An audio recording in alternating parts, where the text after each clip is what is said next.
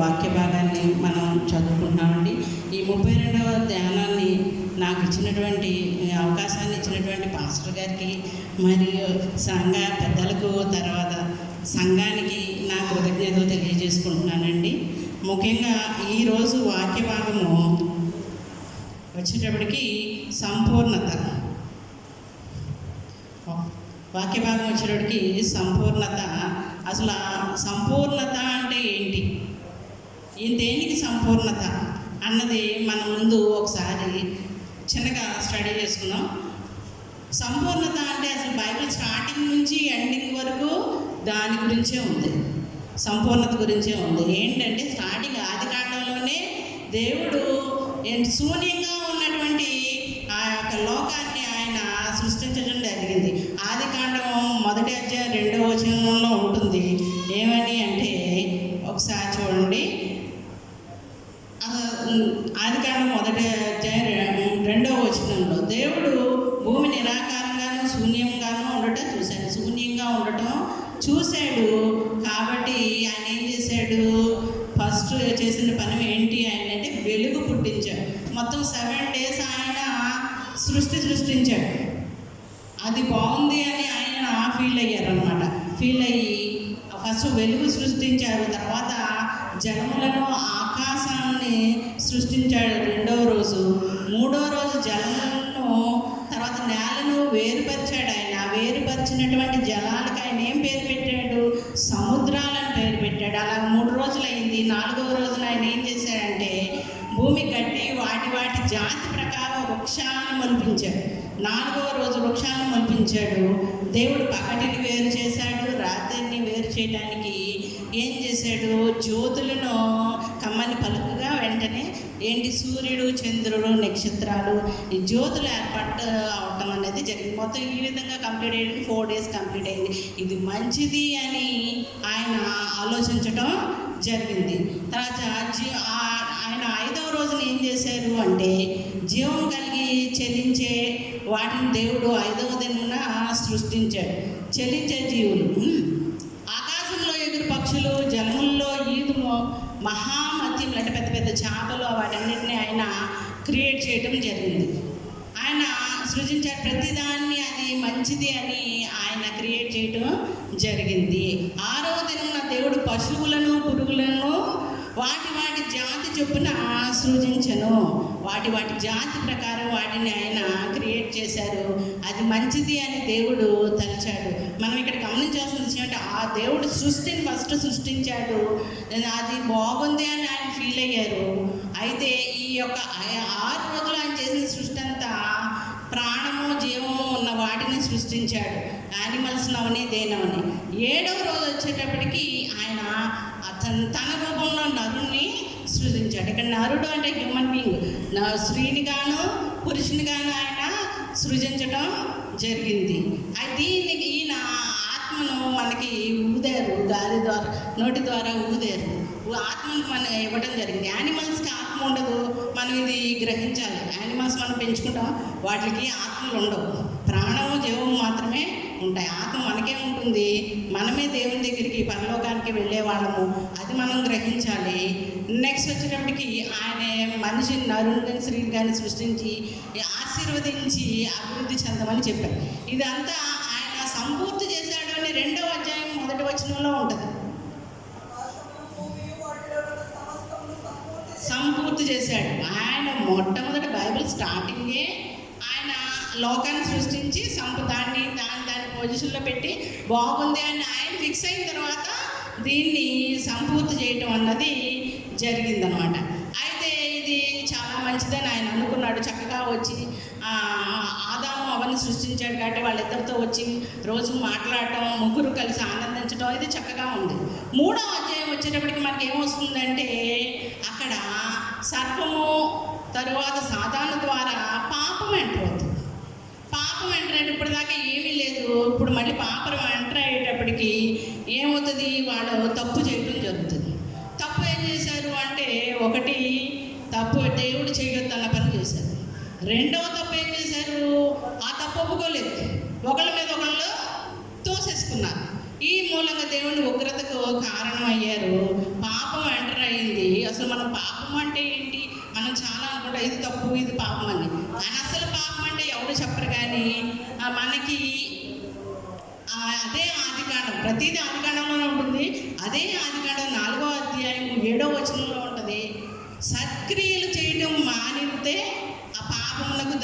వచ్చింది. పాపం మన గుమ్మం ముందు పొంచి ఉంటుంది.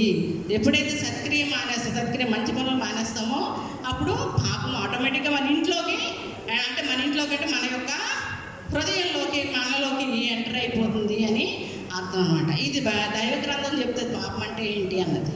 అయితే వీళ్ళు ఈ యొక్క పాపాన్ని ఎంటర్ చేశారు. పాపానికి దేవుడికి చాలా దూరం ఉంటుంది కాబట్టి ఆయన దాన్ని సహించలేడు. ఆయన కోపం వచ్చింది కాబట్టి ఆయన చెప్పించాడు. అంటే ఆయనకి అంత కఠినస్తుడా కాదు. ఆయన ఎంతో ప్రేమతోటి ఈ సృష్టిని సృష్టించాడు.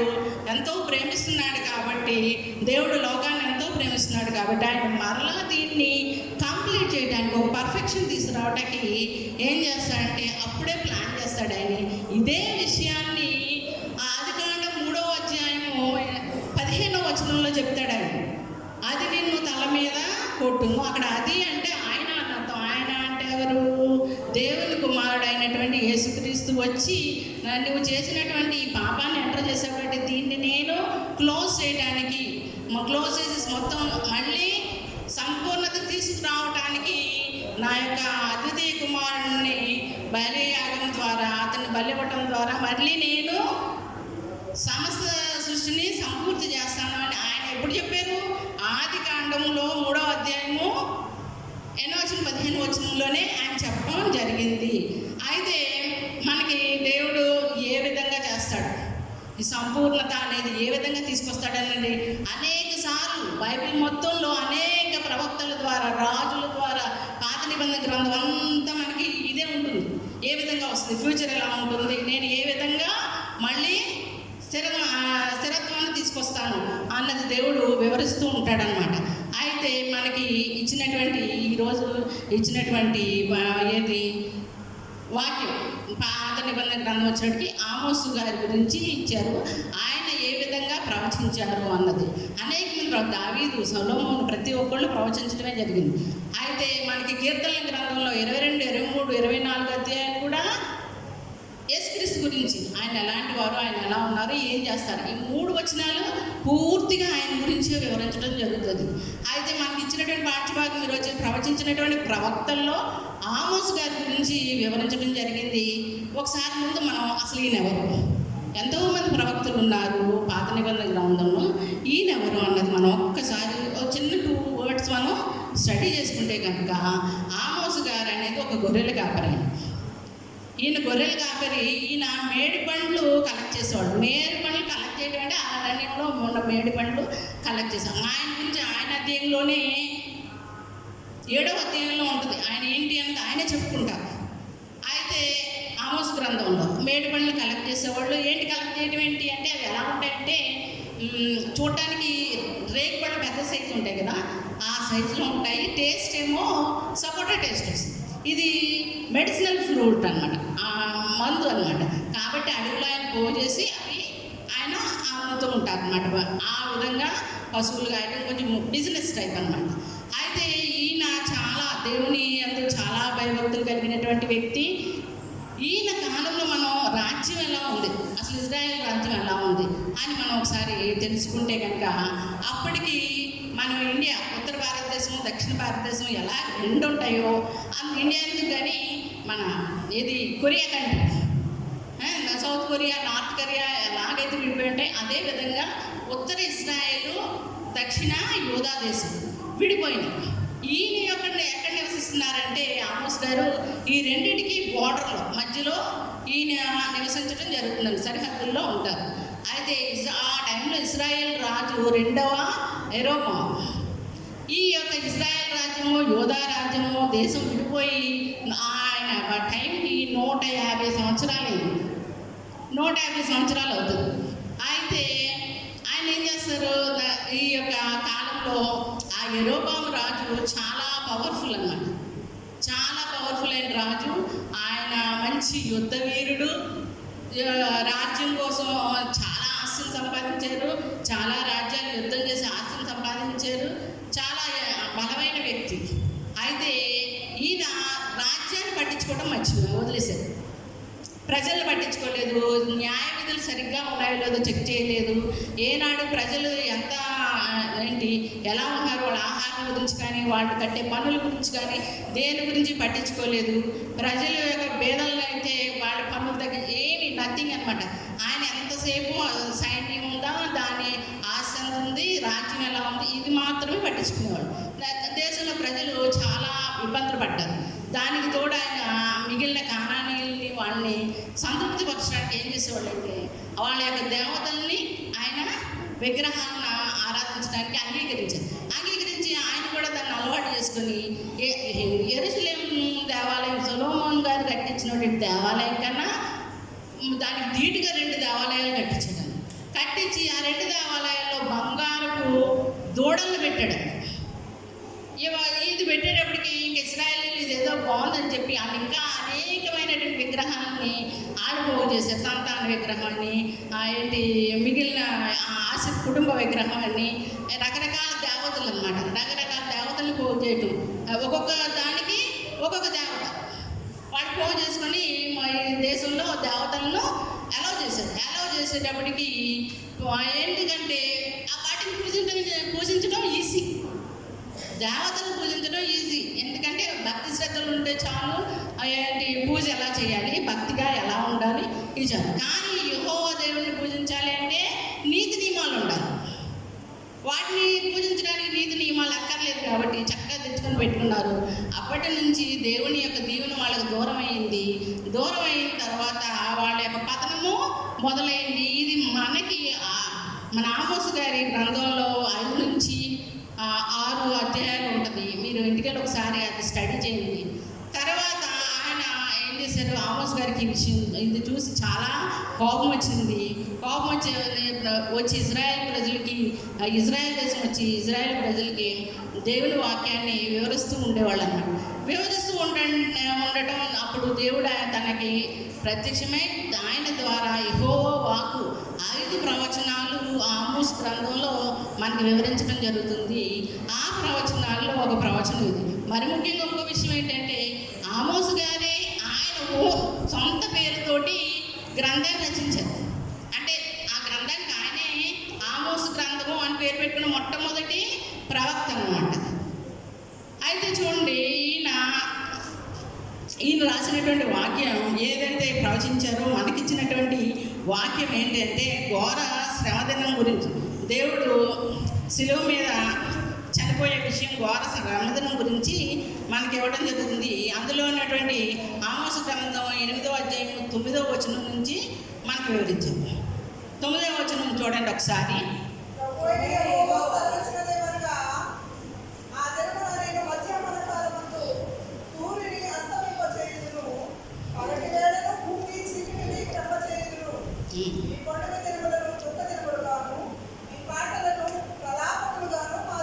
Okay, thank you. అయితే 9వ వచనం ఏముంటుంది, ప్రభువైన యెహోవా సెలవిచ్చినదేమనగా ఆ దినమున నేను మధ్యాహ్న కాలం ముందు సూర్యుడిని అస్తమింపజేయదు. ఇది ప్రవచనం. 5 ప్రవచనాలు ఉంటాయి. అంటే ఫ్యూచర్లో నేను మొత్తం సృష్టిని ఎలాగ కంప్లీట్ చేస్తాను, మళ్ళీ పూర్వస్థితిని ఎలా తీసుకొస్తాను అన్నదాన్ని వివరించినట్లు ఒక ప్రవచనం అనమాట.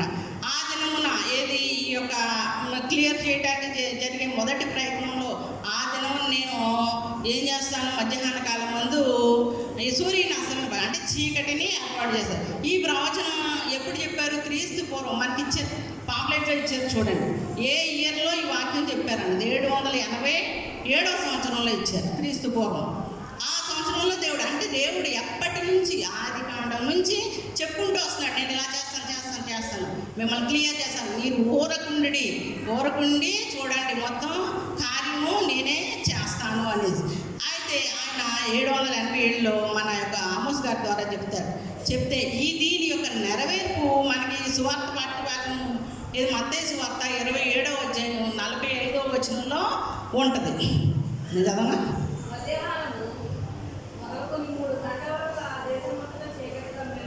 ఓకే, మధ్యాహ్నం 3 గంటలు మొదలుకొని ఆ దేశం అంతటా చీకటి కమ్మెను. ఈ చీకటి గురించి మనం ఆలోచిద్దాం. దేవుడు మొదట చీకటి ఏర్పాటు చేశాడు. చీకటి గురించి చీకటి 3 రకాలు మనం అనుకుంటే మనం అనుకుంటే కనుక 3 రకాలు అనుకుంటే, అది మొదటిగా రాత్రి పగలు వేరు చేసినటువంటి చీకటి. సృష్టికర్త సృష్టిని సృష్టించినప్పుడు నేను సమస్తము శూన్యంగా చీకటిగా ఉన్నాను, ఆ చీకటిని వెలుగును ఆయన వెలుగు కమ్మని పలికి వెలుగు చీకటి వేరు చేశాడు. అది ఇప్పటి వరకు మనకి జరుగుతూనే ఉంది. ఈ చీకటి మంచిది, దీనికి మనం భయపడాల్సిన అవసరం లేదు. పగలు రాత్రి వేరు చేసేది చీకటి. రెండవ చీకటి వచ్చేటప్పటికి ఆకాశ మండలంలో తిరిగేటువంటి సాధారణ శక్తులు, దుష్టక్రియలు చేసేటువంటి సాధారణ శక్తులు, వాటి యొక్క పనుల ద్వారా అవి చేసేటువంటి తీసుకొచ్చేటువంటి అంధకారమైనటువంటి చీకటి. అది మన జీవితంలోనూ మన లోపల చేస్తుంది. బయట వెలుగున్న అది పగలైనా సరే మనకి లోపల మనం చీకటిగా ఫీల్ అవుతాము. ఈ చీకటిని మనం భయపడాల్సినటువంటి అవసరం లేదు. దీనికి కూడా మనం భయపడాల్సిన అవసరం లేదు. దీన్ని ఏం చేయాలి అన్నది మనకి జేమ్స్ 4:4-7 చెప్తారు ఆయన. ఏమని అంటే దీనికి భయపడాల్సిన అవసరం, యెహోవా లోబడి ముందు దేవుడికి లోబడండి, ఆయన ప్రేర్ చేయండి, అపవాదిని ఎదిరించుటి గద్దించుటి అది మీ నుండి పారిపోవును. సో దీనికి మనం ఏది భయపడకూడదో దానికి భయపడుతున్నాము, దేనికి భయపడాలో దానికి భయపడట్లేదు. భయపడాల్సిన విషయం కూడా చెప్తాను చూడండి. ఇశ్రాయేలీయులు ఏది యెహోవా దేవుడు కలగజేయటి, దేవుడు కూడా చీకటి కలగజేస్తాడు. అది ఏంటి అనేది ఆయన కలగజేసే చీకటికే మనం భయపడాలి. అది ఏంటి అంటే మనకి రెండు ఎగ్జాంపుల్స్ చెప్తాను. ఒకటి ఏంటి అంటే ఇశ్రాయేల్ ఐగుప్తుల్లో ఉన్నప్పుడు, ఐగుప్తుల్లో చాలా ఐగుప్తీయులు హృదయాన్ని కాఠిన్యం చేసుకున్నప్పుడు ఎన్నో అధ్యాయం, అది ఇశ్రాయేలీయులు 10వ అధ్యాయంలో ఉంటుంది. ఇశ్రాయేలీయులు హృదయాన్ని కాఠిన్యం చేసుకున్నప్పుడు, కఠినంగా ఉంచుకున్నప్పుడు దేవుడు ఉగ్రతకు లోనయ్యి దేవుడు కోపం వచ్చి వాళ్ళ మీద శ్రమ వెంబడి శ్రమ ఏర్పాటు చేస్తున్నా. 9వ శ్రమ చూడండి. 9వ శ్రమ ఎన్నో అధ్యాయంలో ఉంటుంది, 21-22 వచనంలో ఉంటుంది. 9వ శ్రమ ఇశ్రాయేల్ దేశం ఐగుప్తు దేశంలో దేవుడు ఏర్పరిచినటువంటి చీకటి. చదవనా? 10వ అధ్యాయం 21-22. 21-22.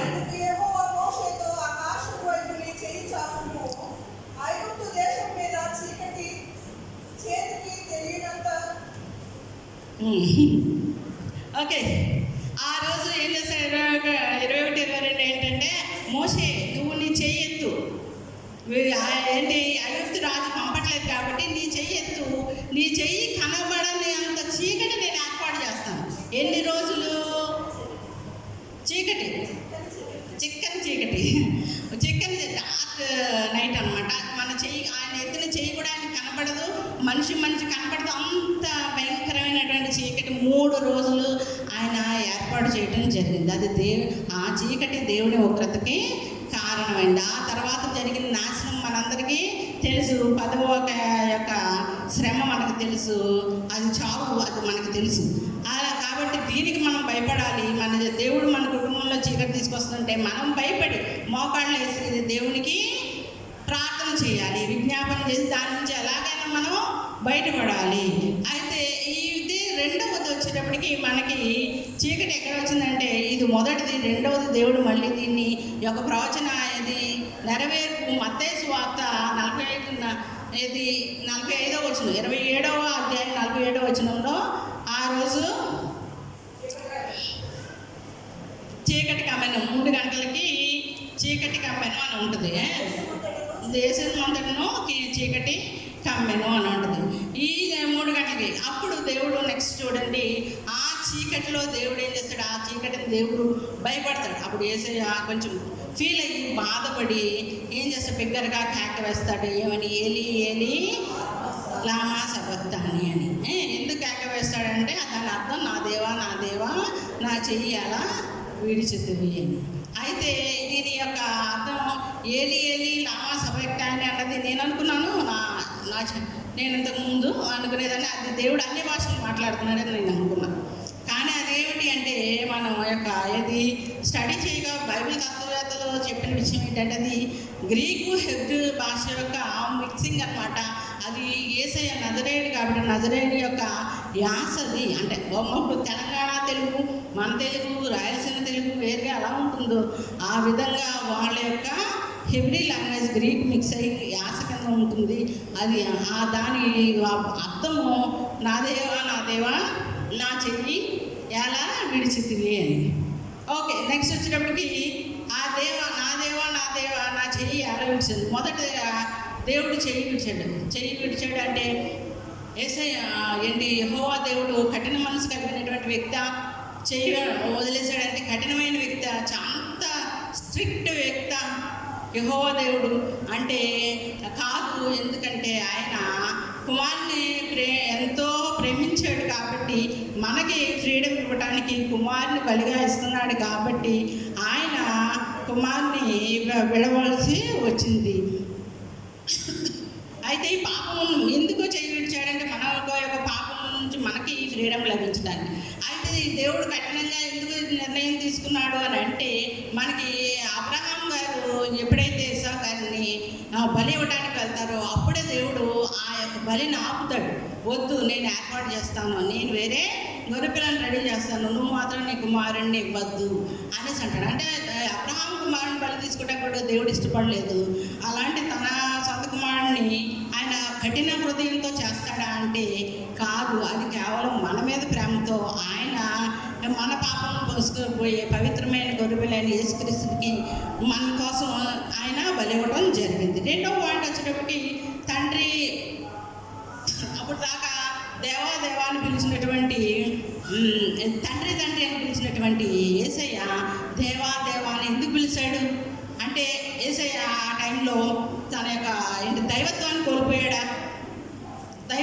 కోల్పోయాడా అంటే లేదు. ఆయన అప్పటికీ పవిత్రుడే.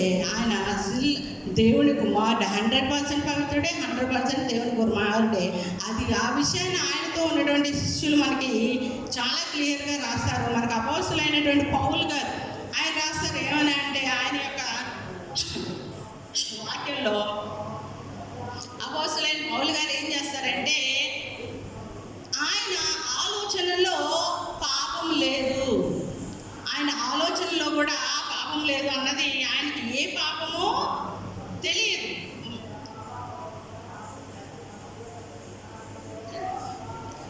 ఆయన ఆలోచనలో కూడా ఆ పాపం లేదు అనేసి అంటారు.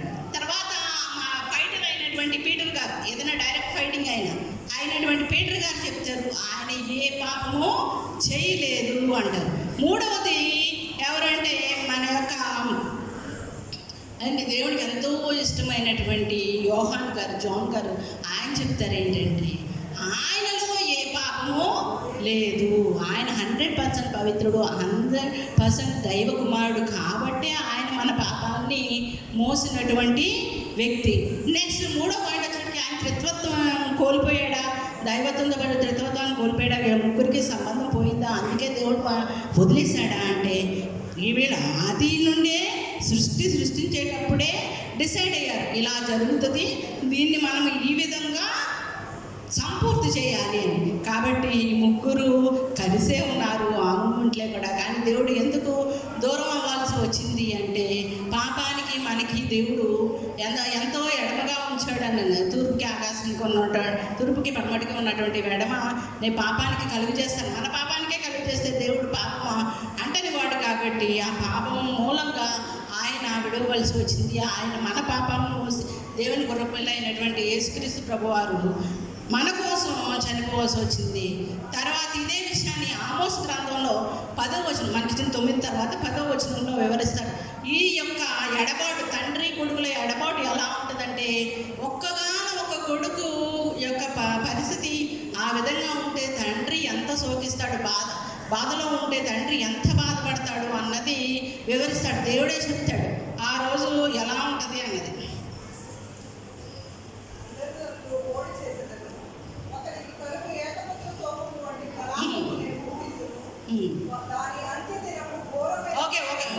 Okay thank you. అయితే అక్కడ ఆ యొక్క శోకం ఎలాంటి శోకం కలిగేస్తాను అంటే ఒక కుమారుడు చనిపోతే అందరికీ ఎలా ఉంటుంది ఆ శోకం అని నేను కలుగజేస్తాను అనేసి చెప్తాడు ఆయన. అయితే ఆ విధమైన శోకంతో దేవుడు ప్రపంచాన్ని చూపిస్తాడు. కానీ సాతానికి విషయం కూడా క్లియర్గా కింద చెప్తాడు ఆయన. లోకానికి ఏం చేస్తారు, ఘోర శ్రమ దినాన్ని చూపిస్తాను, కొడుకు చనిపోతుంటే ఎంత బాధగా ఉంటుందో అని చూపిస్తాను. కానీ అసలు సాతాను పరిస్థితి ఏంటి ఆ రోజు అంటే నెక్స్ట్ లైన్ ఉంటుంది చూడండి, నెక్స్ట్ లైన్ అదే ఆమోస్ గ్రంథం.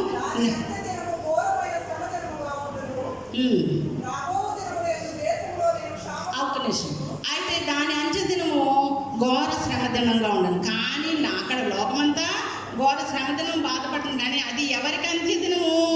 సాతాను ఆదికాండంలో వచ్చిన సాతాను యొక్క అంత్యదినము, దాని అధికారానికి అంత్యదినము ఆ రోజు ఘోర శ్రమదినం రోజున, సిలువపై చనిపోయే రోజున ఉంటుంది అనేసి చెప్పడం జరుగుతుంది. అయితే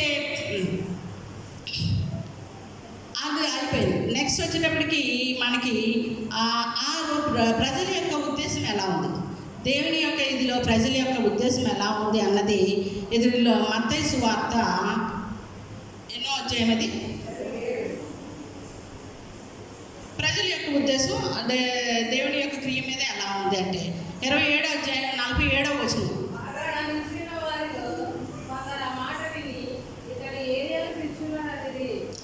సీనేమో సంపూర్ణత తీసుకురావడానికి దేవుడు తన కొడుకుని బలి ఇచ్చి సాతాను అడగదొక్కాడు. అది అంటే మనందరికీ ఏమొచ్చింది? ఫ్రీడమ్ వచ్చింది. మనం ఏమి కోరుకుంటే అది జరిగేటువంటి ఫ్రీడమ్ మనకి దేవుడు ఇచ్చాడు. కానీ అక్కడ జనాలు ఎలా ఉన్నారు, ప్రజల యొక్క మనస్తత్వం ఎలా ఉంది అన్నది 47వ వచనంలో ఉంటుంది. ఏమని అంటే అక్కడ నిలుచున్న వారిలో కొందరు ఆ మాట విని, ఏ మాట? నా దేవా నా దేవా నా చెయ్యింది ఏలి ఏలి అని. దానికి ఆ మాట విని అతడు ఏలియా అని పిలుచుచున్నాడు అని అనుకోండి. ఏలియా అని పిలుస్తున్నారు, వాళ్ళు ఏలియా రమ్మంటున్నారు అని అంటారు. అంటే అది మనం తప్పుడు బోధకు కూడా సంకేతంగా మనం తీసుకోవచ్చు. కొంతమందికి వాక్యం సరిగ్గా అర్థం కాదు, ఆ వాక్యాన్ని మనకి తప్పుగా బోధించడం మూలంగా దాన్ని రిసీవ్ చేసుకునే చాలామంది కొన్ని తప్పులు చేస్తుంటారు. మనం వాక్యం సరిగ్గా ఉందా లేదా, సరిగ్గా వింటున్నాం లేదా అన్నది మనం ఒకసారి ఆలోచించుకోవాలి. తర్వాత 48వ వచనం చూడండి.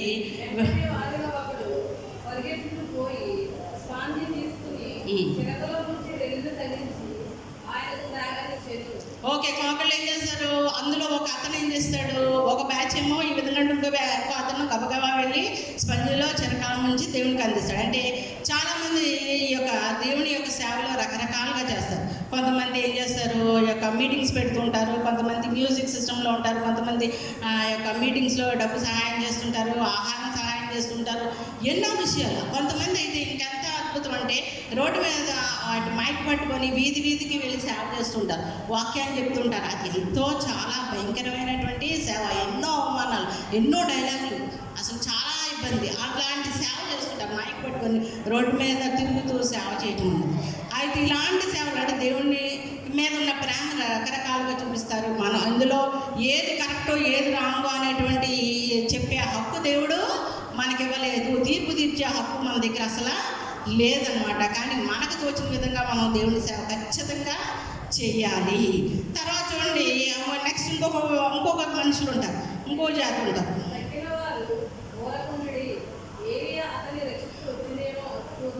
వీళ్ళు ఏం చేస్తారంటే ఊరుకొని కామ్గా ఉంటారు. కామ్గా ఉండి ఏం జరుగుతుందో చూద్దామన్నమాట. అటు ఏది చేయరు, ఏది చేయరు, కామ్గా ఉంటుంది. ఇది ప్రమాదకరమైన విషయం. ఇది యాక్చువల్గా ఇశ్రాయేలీకి సంబంధించినటువంటి విషయం. ఎందుకంటే రాకడ టైంలో వాళ్ళు ఆ విధంగా కామ్గా ఉంటారు. ఏం జరుగుతుందో చూద్దాం. అంత్యక్రీస్తు వచ్చే టైంలో కూడా మనకి తెలుస్తుంది, వాళ్ళకి తెలుస్తుంది. కానీ వాళ్ళు దాన్ని నమ్మరు, పట్టించుకోరు, కఠినంగా ఉంటారు. కామ్గా ఉంటే ఏం జరుగుతుందో చూద్దాం. వీళ్ళు లెగుస్తారా, రాకడలో దేవుడు వచ్చి వీళ్ళని తీసుకెళ్తాడా, అప్పుడు చూద్దాం అని అనుకుంటారు. ఇది కేవలం ఇశ్రాయేలీకి సంబంధించింది. దయచేసి మనము రాకడలో ఎత్తబడాలి. మొదటి రాకడలో దేవుడు వచ్చినప్పుడు మనందరము ఎత్తబడాలి. ఎందుకంటే శ్రమల కాలంలో మనం ఉండటానికి మనం అవి తట్టుకోలేము. దేవుడు ఇశ్రాయేలీకి శక్తినిస్తాడు, మనం అవి తట్టుకోలేము. కాబట్టి దానికన్నా ముందే మన పాపపు ఒప్పుదల చేసుకొని ప్రతి క్షణము మన యొక్క మనసులో ఇది తప్పు అయితే క్షమించమని అడిగి ఇప్పుడే క్షమాపణ దొరుకుతుంది. ఇదే దేవుడు దొరికే కాలము. ఈ కాలంలోనే ఆయన వెతికి పట్టుకొని మన యొక్క తప్పులన్నీ క్లియర్ చేసుకొని మనం ఎత్తబడే గుంపులో కంపల్సరీ ఉండాలి. విడిచిపెట్టబడిన గుంపులో ఉన్నామా చాలా శ్రమలు అనుభవించాల్సి వస్తుంది. ఇది కేవలం ఇశ్రాయేలీలకు మాత్రమే చెందుతుంది. అది ఎలా ఉంటుంది అన్నది ఆమోస్ గారి గ్రంథంలో లాస్ట్ వచనం ఉంటుంది చూడండి. లాస్ట్ వచనం, యెహోవా మాటను వినకపోవుట వలన కలుగు క్షామము కలుగు. ఇది యెహోవా వాక్కు. అవును, యెహోవా మాట వినిపోవటం వలన ఆ టైంలో ఏమవుతుంది అంటాడు దేవుడు. ఖచ్చితంగా దేవుడుని వెతుకుతారు కానీ ఆయన దొరకడం అని ఉంటుంది. చూడండి ఒకసారి, ఏది 11వ వచనం, రాబో దినములు దేశంలో క్షామం ఉంటుంది. క్షామం అంటే కరువు పడుతుంది. ఏం కరువు? ఆ దినంలో అన్నపానములు లేకపోవడం చేత కాదు, అన్నం తింటాకి తిండి బట్టలు, ఇది కాదు క్షామం అంటే.